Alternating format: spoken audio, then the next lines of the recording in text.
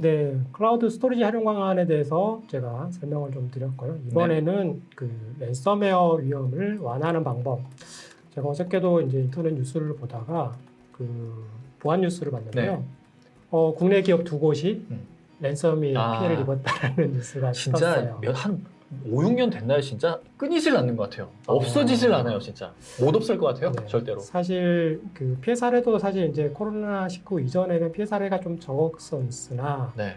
제가 이 업계에 있는 동안에 작년 올해 정말로 사례들을 많이 접하는 것 같아요. 재택근무 때문에 그런 것 같아요. 네, 재택근무. 맞습니다. 진짜.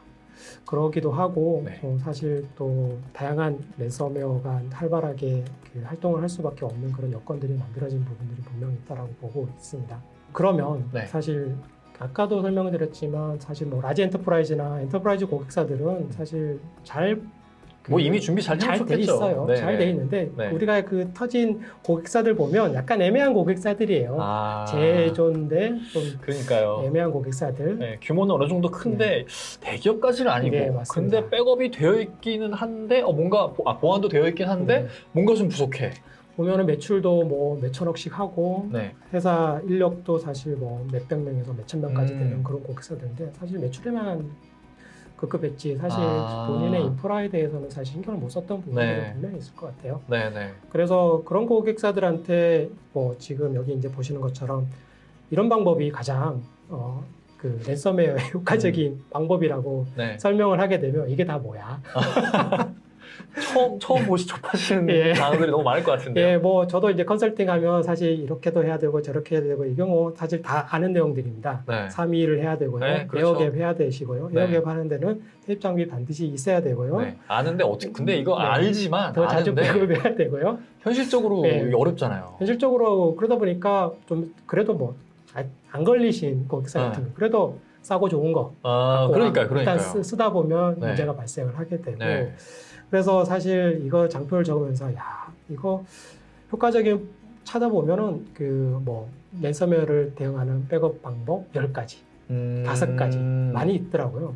그래서 제가 이걸 적어보면서도 이걸 고객사들한테 설명을 하면 고객사들이 이걸 다 수렴을 할까?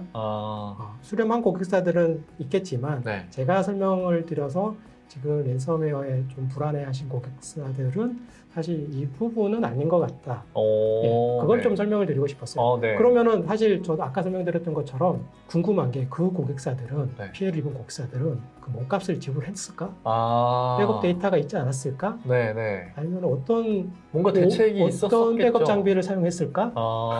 이런 것들은 사실 베일에 가려져 있잖아요. 아무도 모르잖아요. 하긴 누가 알려주지도 않고 뉴스에 나오는 것들은 정말 극히 일부일 거잖아요. 그렇죠. 사실 그게 더 궁금하죠. 누가 피해가 당했다는 건 중요한 게 아니고 사실 그거는 그냥 위험하니까 뭘 해 이런 의미가 깊지 실제적으로 구체적으로 방어를 하기 위한 어떤 구체적인 방법론을 제시를 하지는 않고 있어요. 이게 랜섬웨어에서 어쨌든 걸렸다가 뭔가 잘 복구는 했는데 랜섬웨어에 걸렸다는 사실 자체가 기업 이미지에 안 좋아서 공표를 안 하는 것 같아요. 절대 새어 나올 수 없죠. 저도 알고 있지만 얘기를 못하고 사례로 좋지만 절대 얘기할 수도 없고 사실 뭐 죽을 때까지 함구하는 사항이기 때문에 어쩔 수 없을 것 같습니다. 그렇지만 그래도 제가 저희 파트너나 아니면은 고객사 만나서 들어본 그런 위험 요소들이 분명히 있었어요. 어떤 환경에서의 그 랜섬웨어를 피해 우리 고객사들도 있고요, 상대 고객사들도 있고 또 뭐 백업을 사용하지 않는 고객사들도 있고 그런 고객사들이 분명히 있더라고요. 그래서 위험 요소 3가지를 준비해봤는데 첫 번째 요소가 백업 데이터를 따로 분리하지 않는 고객사들. 이건 뭐 진짜 랜섬웨어 해커들이 진짜 완전 먹잇감 정말. 너무 좋은 먹잇감. 노력을 많이 들이지도 않고 그다음에 암호화할 수 있는 아주 좋은 방법들이죠. 그래서 사실 이런 부분들이 기존에 이제 우리가 이제 일체형 장비가 좋다 해가지고 사실 많이들 써왔었어요. 일체형을 도입한 게 독이 됐네요, 오히려. 그렇죠. 그런 부분들이 좀 안타깝더라고요. 사실 저도 좋다고 막 얘기할 때가 있었으나 랜섬웨어 환경에서는 이제는 좀 더 생각을 다르게 해야 되지 않을까라는 부분들이 분명히 있고요. 그리고 또 백업 솔루션까지 도입하는 고객사들도 있겠지만 또 오른쪽에 보시는 것처럼 저가의 나스 사서 그냥 매뉴얼하게 이제 통합으로 이제 백업 데이터를 거기다 이제 보관하시는 네. 고객사들이 또 있습니다. 그래서 네. 완전 먹잇감이죠. 네. 그래서 뭐 나스 한번 걸리면 다 퍼질 텐데. 진짜. 왜냐하면은 그 랜섬웨어의 최종 목표는 사실 이제 몸값이잖아요. 그렇죠. 그냥 인프라, 그냥 백업 아니, 백업 서버, 백업 데이터까지 안 가고 그냥 맞아요. 암만 네. 시켜 놓으면 네, 그렇죠. 사실 기업 입장은 사실 이제 좀 힘이 들 뿐이지. 뭐 복구하면 그만이죠. 그렇죠. 뭐. 몸값까지는 지불할 필요가 없잖아요. 네, 복구하면 되니까. 네. 근데 요즘은 얘네들이 이제 그 알아요. 무조건 복구하는구나. 백업 서버, 백업 데이터까지 다 피해를 입히고 나와요. 한 번 아니면 두 번, 세 번 막 들어와서 복구하면 또 걸리고 복구하면 네. 또 걸리니까. 네. 아. 그렇기 때문에 완전 데이터를 싹 지우거나 데이터를 다 암호화하거나 나중에는 AI가 발달해가지고 네. 백업 솔루션을 네. 나누면 어떡할까 아. 이런 생각까지 막 하게 될 수밖에 없더라고요. 네. 네. 사실 그렇게 되면 정말로 테이블 빼서 아. 어딘가에 보관을 하지 않는 이상은 오히려 테이프 다시 그렇죠. 네, 필요해지는 시대가 되겠는데요. 네. 오히려 왜냐면 클라우드 시대. 뭐 CLI로도 이제는 CLI로 뭐 할 수 있는 솔루션들도 있잖아요. 네. 그러면 CLI 몇 번 돌리면은 뭐 기존에 있는 데이터 되니까. 기존의 데이터 다 날릴 수도 있고. 그렇죠. 네, 네, AI가 들어와서 네. 아니면 백업 솔루션 뭐 지가 컨트롤 해가지고 네. 뭐 있는 데이터들 다 지워버리거나 뭐 포맷해버리거나 네. 할 수 있는 것들이기 때문에 그렇게 또 위험한 생각을 하게 되더라고요. 네. 앞으로 어떻게 될까. 네. 그럴 가능성이 진짜 있죠. 네. 그래서 이런 위험 요소 첫 번째가 있었고, 네. 그 다음에 이제 두 번째가 다 뭐 아까 연속적인 부분들이 있는데, 네. 이제 백업 서버 들어왔더니 백업된 데이터들이 다 파일로 보이는 거예요. 보통 윈도우 같으면 E 드라이브 밑에 백업, 그 다음에 나스에 있는 거 마운트돼 있어 로컬 드라이브로 네. 다 네트워크 드라이브로 연결돼 다 있고 막. 다 아주 좋은 먹잇감들. 네, 네. 땡큐 하고 그냥 네, 뭐. 이런 네. 것들이 사실 이제 우리가 익히 쓰고 있는 개방형 프로토콜이라고 이해하는 뭐 네. NFS, CIFS 네. 이런 것들을 기본으로 이제 사용을 하게 되고 이런 부분들도 앞서 설명한 위험 요소 첫 번째, 두 번째 연속적으로 그 걸린 고객사들 보면 다 이렇게 써요. 네, 그럴 수밖에 없었. 걸리는 데는 이유가 있었네요. 네, 다. 맞습니다. 네. 또 이제 세 번째를 말씀을 드리고 싶은 건데 우리가 이제 재택근무하면서 네.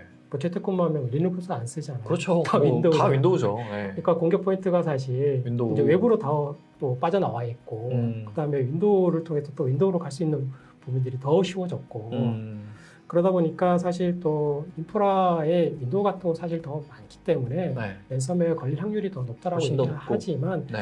그렇지만 또 제가 또 경험적으로 말씀을 드리면 다 윈도우 OS를 쓰더라고 진짜. 백업 서버도, 백업 마스터도. 그런 게 사실 또 그런 이유들이 네. 사실 요즘에 이제 백업 솔루션들이 좋은 솔루션들이 막 생겨나는데 네. 인기가 있어요. 그 솔루션들이 다 네. 윈도우를 쓰는 또 그런 경향들이 있어요. 그러다 보니까 어쩔 수 없이 또 피해가 조금 더 윈도우에 또 부각되는 경우들도 분명히 있더라고요. 그러면 오히려 랜섬웨어 대응 솔루션들도 윈도우즈 서버에 좀 더 포커스를 해서 막 개발이 많이 되겠어요? 그래서 윈도우를 쓰는 백업 솔루션들은 또 거기에 또 자사의 기술을 투입해서 이제 뭐 외부의 보안 솔루션을 탑재하는 네, 그런 네. 솔루션도 있고 네. 아니면 뭐 머신러닝이라든가 AI 알고리즘으로 뭐 랜섬웨어를 탐지를 해가지고 뭐 보호를 하겠다 네. 하는 부분들이 있는데 사실 뭐 그거를 도입해가지고 100% 못 막죠. 막으면 좋겠지만 네. 못 막지 않습니까? 네, 네, 네. 그리고 그걸 도입해서도 걸리는 고객사들이 또 있고요. 많으니까. 네. 네, 사실 그거는 사실 어쩔 수 없기 때문에 네. 이거라도 있어야지 고객들이 또 그래도 조금이라도 이제 안심을 하고 이제 도입하는 네. 부분들인데 네. 그런 부분들이 좀 안타까운 부분들 세 번째 요소였습니다. 그래서 네.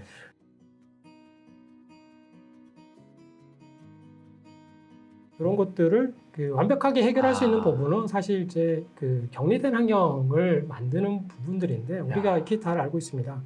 테이프 버리시면 안 될 것 같아요, 네, 여러분. 테이프 뭐 VTEL 장비도 사실 SAN이라는 그 폐쇄망에서 네네네. 운영이 되고 있기 때문에 사실 백업 서버나 클라이언트에서 테이프 장치나 VTEL 장치의 데이터를 직접적으로 볼 수 있는 부분은 전혀 없기 네, 때문에 그렇겠죠. 이런 부분이 가장 좋은 방법들이고 애초에 테이프로 돼 있으면은 랜섬웨어가 접근할 수도 조차 없네요. 네, 맞습니다. 근데 문제는 또 테이프를 쓰는 고객인데 네. 솔루션에 따라서 백업 서버가 이제 랜섬웨어에 걸렸어요.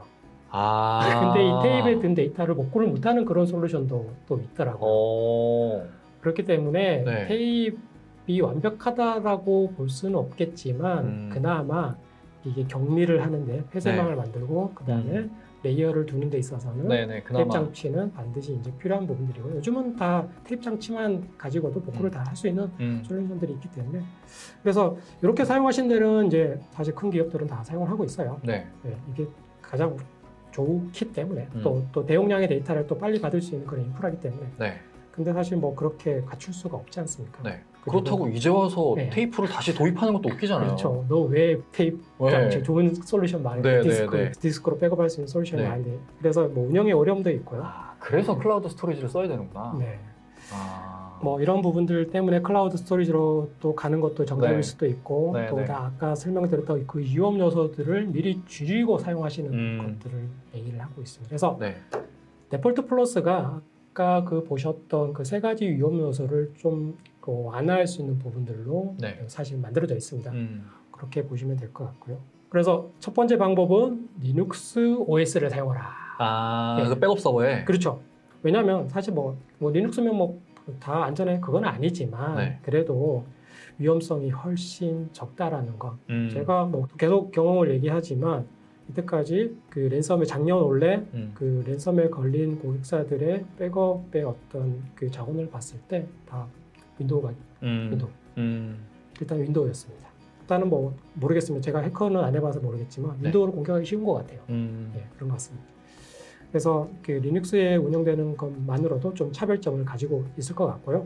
그래서 네폴트도 사실 이제 뭐 윈도우 서버에서도 운영이 가능하고 리눅스도 운영이 가능한 부분들이지만 가급적이면 윈도우보다는 리눅스에 OS를 올려서 백업 마스터를 운영하시고 그다음에 사실 이제 어플라이언스 같은 경우들도 별도의 어플라이언스 제품들은 다 커스터마이징 된 리눅스로 운영이 되기 때문에 사실 그 부분들은 고민을 안 하셔도 될 것 같고요.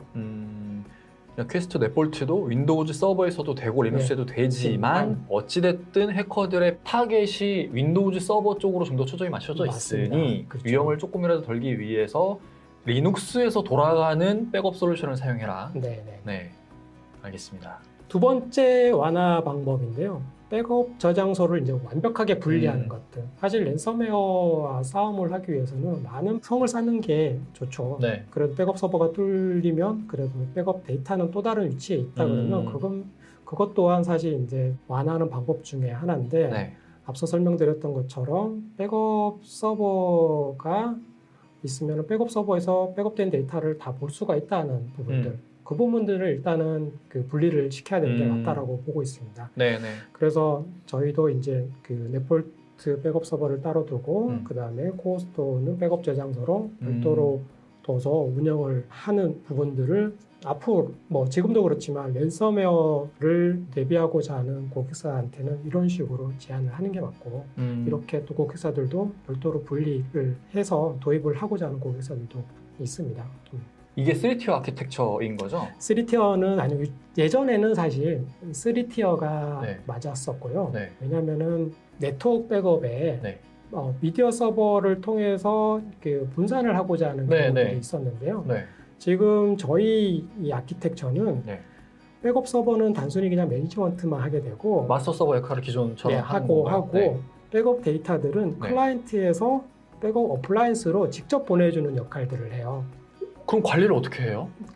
관리는 이게 이제 저희가 이제 아까 그 유니크한 프로토콜 RDL이라는 이 프로토콜을 사용을 해서 뒷장에 한 번 더 설명을 드릴 건데 백업 서버가 백업 장치는 관리하게 되고 그 다음에 이 RDA 프로토콜은 클라이언트에 설치가 되고 이 프로토콜을 통해서 너네 백업할 때 데이터를 그 코어스토어로 직접 보내 이렇게 명령하게 됩니다. 그럼 백업 서버는 코어스토어 쪽을 관리를 하면 되는 거네요. 그렇다고 백업 서버를 들어왔는데 코어스토어에서 백업된 데이터를 볼 수 있냐? 그런 방법은 전혀 없습니다. 개방형 프로토콜을 쓰고 있지 않기 때문에 이 RDA 프로토콜이라는 것 때문에 맞습니다. 그래서 가시적으로 읽을 수 있는 그런 파일 시스템이 전혀 존재하지가 않습니다. 아, 그럼 뭐 네. 랜섬웨어가 들어와도 뭐 아무것도 없네라고 인지할 수밖에 맞습니다. 없겠네요. 뭐 백업 서버를 백업 서버를 들어와가지고 뭐 장난을 치더라도 네. 백업 서버만 좀 피해를 입을 뿐이지 백업 데이터를 찾는 거는 불가능하다라고 볼 수가 있습니다. 그건 다 코어 스토어에 있으니까. 네, 맞습니다. 랜섬웨어 위험 완화 방법 이제 세 번째, 특화된 비개방형 RDA 프로토콜을 사용을 하라. 네. 지금 이제 오른쪽 이제 그림을 보시게 되면 이 RDA가 아까 이제 뭐 클라우드의 그 재복구 용도로도 네, 네. 복제 용도로도 충분히 활용을 할 수 있게끔 저희가 지원하고 있고 네. 그것들을 통해서 소스 중복 제거, 그다음에 뭐 백업 가속화 역할들도 가지고 있겠지만 이 RDA가 이제 랜섬웨어 위험을 최소화시키는데도 한 몫을 하고 있는 것들이죠. 그래서 백업 데이터 이제 밑에 보시게 되면 개방형 프로토콜들은 일단은 그 백업 서버나 백업 미디어를 거쳐야 되고 네. 또 개방형이다 보니까 이 미디어 서버나 이제 백업 서버에서 또 파일로 다 보여지는 부분들이 위험성을 초래를 하고 있는 것들이죠.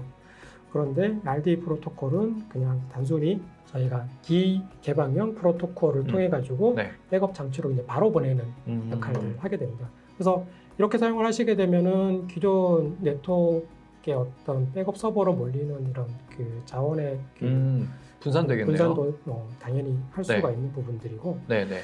그렇게 그 부분들이 될 것 같습니다. 그래서 제가 봤을 때는 데폴트 플러스의 어떤 리눅스 OS를 탑재한 솔루션으로 그 다음에 또 저장소의 어떤 분리, 이 저장소 분리를 통해 가지고 클라이언트에서 백업받는 이 특화된 프로토콜 RDA를 사용을 하게 되면은 제가 봤을 때는 아직까지 요 사례를 가지고 랜섬웨어에 걸렸다라는 보고는 전 없구나. 아직 없고 네. 그렇지만 뭐 또 앞선 사례를 통해서도 사례를 거꾸로 뒤집어 봤을 때 이렇게 가능하는 게 맞다라고 저는 확신을 했고요. 그리고 또 이렇게 하는 게 지금 저희 백업의 데이터의 어떤 랜섬웨어 최종 그 방어막이지 않습니까? 백업 데이터를 그나마 안전하게 관리할 수 있는 방법이라고 뭐 저는 좀 강조를 하고 싶습니다. 여기 오른쪽에 이제 그림에 보면 데폴트 백업 서버랑 클라이언트들이랑 연결이 되어 있고 이거는 이제 그 백업 서버가 클라이언트들에서 뭔가 지시를 내려서 그렇죠. 백업에는 지시를 내리고 그러면 클라이언트에서 그 데이터만 코어 스토어로 저장이 되는 그런 그림이잖아요. 네, 맞습니다. 복구할 땐 그러면 어떻게 해요? 복구도 마찬가지입니다. 복구도 백업 서버가 코어 스토어로 직접적으로 명령을 지금 내릴 수가 없는 거 아닌가요? 직접적으로 명령을 내리진 않지만 일단은 데폴트 백업 서버가 코어 스토어를 하나의 장비로 인식을 하고 있습니다. 여기 연결은 안 돼 있지만 그렇죠. 뭐 앞서 설명드렸던 것처럼 뭐 어떤 그 파일 형태로 보여지는 것도 아니고요. 일단 감춰져 있다고 보시면 될 것 같아요. 프로토콜을 통해서. 그러다 보니까 백업 서버의 데폴트 웹 UI를 통해서는 장치를 볼 수가 있어요. 그렇죠. 거기에 데이터가 뭐가 들어있는지를 알아야 되니까. 근데 OS만을 가지고는 못 보는구나. 코어스토어 장치가 붙어 있는지, 코어스토어에 데이터가 들어있는지 이런 거는 절대 볼 수가 없는 것들이죠. 해커가 백업 서버에 침투해서 어디 보자 봤는데 백업된 저장된 그 장치가 안 보이는 거잖아요. 그렇죠, 맞습니다. 그래서 관리자는 이제 그 데폴트로 딱 접속해서 보니까 그때 이제 코어스토어가 보이는 맞습니다. 거고. 그럼 뭐 데폴트의 뭐 마스터 계정을 탈취되지 않는 이상은 그런 걱정 없겠네요. 그렇죠. AI가 이제 소프트웨어를 다룰 수 있는 상황까지 온다 그러면 근데 그러면 모든 게 다 뚫릴 것 같아서. 맞습니다. 그 정도까지는 아니지만 그래도 윈도우가 아닌 이상 데폴트 백업 서버를 지키고 그다음 데폴트 백업 서버가 뚫리더라도 백업 데이터까지를 또 지킬 수 있는 그런 그림이라고 보시면 될 것 같아요. 이 RDA 프로토콜이라는 거는 퀘스트 데폴트만 가지고 있는 그런 프로토콜인가 봅니다. 네, 맞습니다. 뭐 그러다 보니까 사실 뭐 덜 알려져 있기 때문에 그 랜섬웨어에 조금 더 개방이 안 돼 있으니까 덜 취약할 수 있는 부분들이 좀 줄어들 수 있을 것 같고요. 이런 부분들을 적극을 활용을 하신다면 제가 볼 때는 좋은 그 랜섬웨어 피해로부터 최소화시킬 수 있는 방안이 아닐까 보고 있습니다. 네, 알겠습니다. 네, 사실 데폴트 플러스만 가지고 랜섬웨어를 완벽히 예방할 수 있다라고 말씀을 드릴 수가 없죠. 저도 그렇고 모든 사람들이 다 그렇게 생각하는 부분들인데요.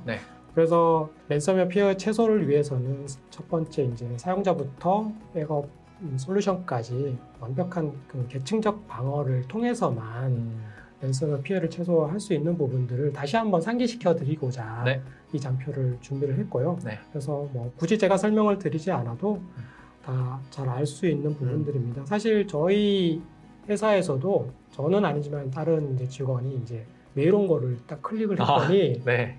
당신은 피싱 사이트에 걸렸다고 경고로 회사에서 일단은 그런 알림을 먼저 주는, 그러니까 함부로 메일을 열지 말라는 네. 그런 노티를 주는 부분들도 분명히 있더라고요. 아, 괜찮네요. 네, 그렇게 이제 사용자는 아무 생각 없이 메일을 클릭하는 그런 습관부터 네네. 교육을 해야 된다라는 것들이죠. 네. 그래서 패치, 네트워크, 마지막 이제 최종은 데이터 보호죠. 사실 이게 뚫리면은 사실 뭐 답이 없죠, 뭐. 네, 몸값은 일단 준비를 하고 있어야 되는 네. 거고. 네. 사실 이제 이런 부분들이 사실 그 누차 강조를 했던 부분들입니다. 네, 알겠습니다. 그래서 뭐 한 장표로 마련을 해봤습니다. 클라우드 스토리지 활용, 랜섬웨어 방어, 네폴트 플러스로 적극적으로 활용을 하시면 클라우드 스토리지 비용도 줄일 수 있고요. 그 다음에 중복 제어와 가속 프로토콜을 사용해서 클라우드 백업 성능도 향상시킬 수 있고, 네. 아까 설명드렸던 비개방형 프로토콜, 네네. 네폴트 플러스만의 어떤 그 특화된 백업 솔루션을 네. 가지고 두 번째 퀴즈의 정답입니다. 이게. 네.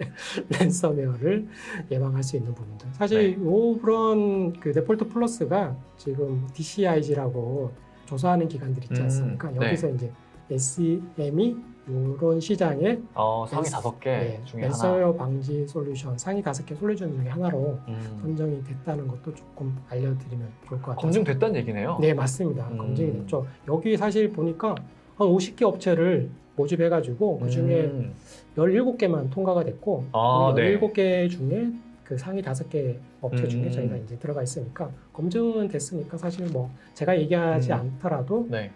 좀 검증돼 있다라고 보시면 될 것 같고, 사실 이게 지금 나온 건 아니고요. 지금 저희가 많은 레퍼런스 중에 이렇게 네폴트 플러스 형태로 운영하시는 고객들이 많이 있습니다. 예. 그래서 국내 레퍼런스도 많이 있고요. 네. 그래서 여기까지 제가 오늘 여러분들께 조금이나마 도움을 드리고자 준비를 했습니다. 네, 알겠습니다. 자, 어찌됐든 그러면 오늘의 1시간 동안에 발표해 주신 내용을 최종적으로 요약하면, 자, 이제 우리는 클라우드 스토리지를 한번 백업 용도로 활용해 볼까? 그렇죠. 근데 랜섬웨어도 막고 싶어? 맞습니다. 고민하지 마시고 퀘스트 네폴트 플러스를 검토하시면 될 것 같고요. 그리고 아마 이런 용도로 백업 솔루션을 검토하실 때 반드시 함께 검토하셔야 되는 솔루션 중에 하나로 퀘스트 네폴트 플러스를 여겨주셔도 충분히 괜찮을 것 같습니다. 이렇게 또 시장에서 검증이 됐다고 하고 국내 레퍼런스도 많다고 하시니까요. 네. 국내 레퍼런스가 어디인지 궁금하신 분들은 개별적으로 연락을 주시면 될 것 같고요.